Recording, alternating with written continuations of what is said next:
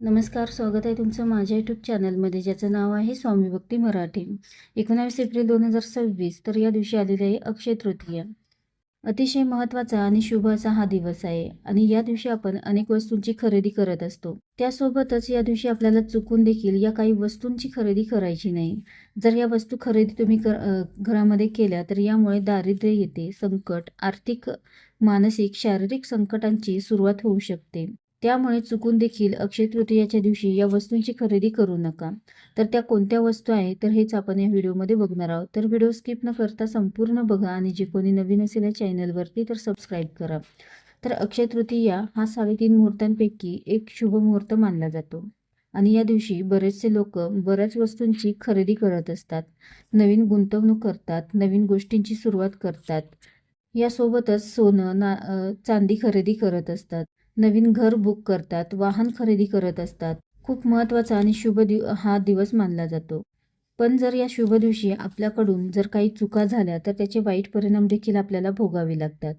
तर या दिवशीचं वैशिष्ट्य म्हणजेच या दिवशी कोणतंही शुभ मुहूर्त आपल्याला पाहण्याची गरज नाही.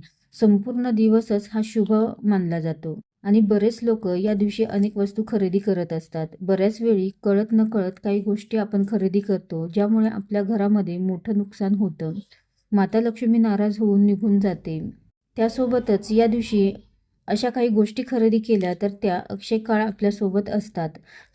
सोनं खरेदी करतो. सोन्याचा खूप मान आहे आणि सोनं हे माता लक्ष्मी स्वरूप मानलं जातं आणि त्यामुळे या दिवशी आपण सोनं खरेदी करू शकतो, जेणेकरून आपल्याला सोन्यासारखे दिवस येतील. तर कोणत्या कोणत्या गोष्टी खरेदी करायच्या नाही तर बघा, धारदार वस्तू आपल्याला खरेदी करायच्या नाही, ज्यामध्ये चाकू, कात्री, तर अशा ज्या काही धारदार वस्तू आहेत तर त्या आपल्याला खरेदी करायच्या नाही. तर यामुळे माता लक्ष्मी नाराज होते आणि घरामध्ये भांडणं होतात. त्यानंतर लोखंडी, ॲल्युमिनियम वस्तू देखील खरेदी करू नका. त्या व्यतिरिक्त तुम्ही पितळ, तांबे, सोनं, चांदी खरेदी करू शकता. त्यानंतर काळ्या वस्तू देखील आपल्याला खरेदी करायच्या नाही.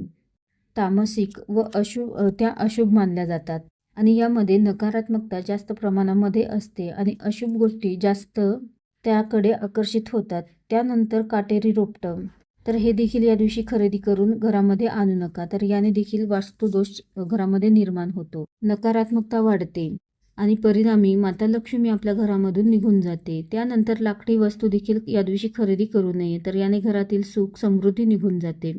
त्यासोबतच शिळे किंवा गोड पदार्थ खराब झालेले असतील किंवा शिळे असतील तर या दिवशी जे शिळं झालेलं अन्न आहे, खराब झालेलं अन्न आहे, नकळत कधी कधी आपण नैवेद्यामध्ये दिलं जातं, तर हे देखील आपल्याला बघून घ्यायचं आहे. तर शिळं अन्न असेल तर ते देखील, किंवा आपण आदल्या दिवशी आणलेली जी काही मिठाई असते तर ती देखील तुम्ही आपण कळत नकळत आपण ती नैवेद्यामध्ये ठेवली जाते, तर ती देखील ठेवायची नाही. यामुळे देव नाराज होतात, माता लक्ष्मी नाराज होते. त्यानंतर जुन्या वस्तूंची खरेदी देखील या दिवशी करू नका.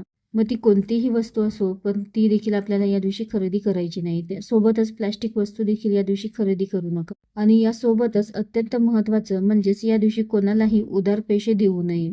तसेच संध्याकाळच्या वेळी देखील आपण कधीही कोणाला पैसे उधार देऊ नये. तर या गोष्टींची आपल्याला काळजी घ्यायची आहे.